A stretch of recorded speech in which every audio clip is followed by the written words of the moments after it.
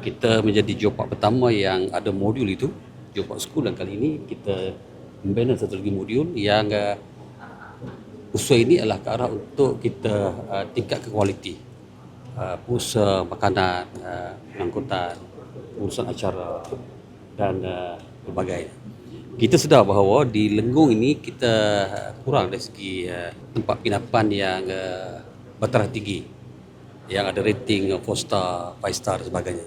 Namun kita berkeyakinan pelancong barat misalnya dia lebih tertarik kepada suasana yang lebih nature itu. Berlainan antara satu sama lain. Jadi melalui joint entrepreneur ini kita akan melatih usahawan walaupun kita bukan menyediakan hotel bertaraf 4 star, tetapi resort, homestay, chalet yang kita buat itu adalah berkualiti yang boleh menawarkan yang terbaik berbanding dengan hotel-hotel bertaraf antarabangsa. Dan kita akan buat directory mana pelancong datang ke Lenggong ni dia boleh dan mendapat perkhidmatan di mana-mana yang mereka inginkan. Kalau nak makan, kalau nak tempat penginapan, kalau nak tengok aktiviti sebagainya, dan kita akan pamerkan dengan QR code dan sebagainya. Ini salah satu daripada sebab kita buat. Okey.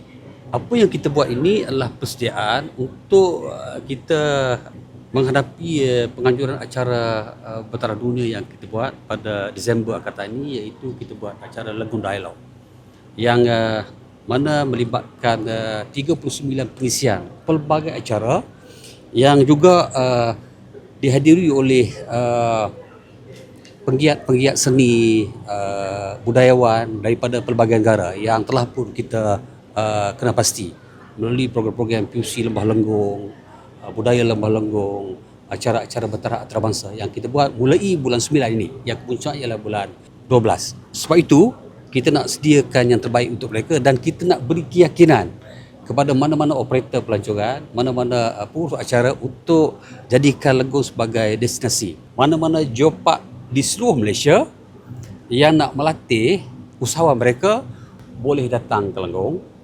Kita ada College Community Gerik Cawangan Lenggong yang akan menjadi pusat untuk melatih usahawan tempatan dan juga usahawan dari mana-mana Geopark seluruh Malaysia.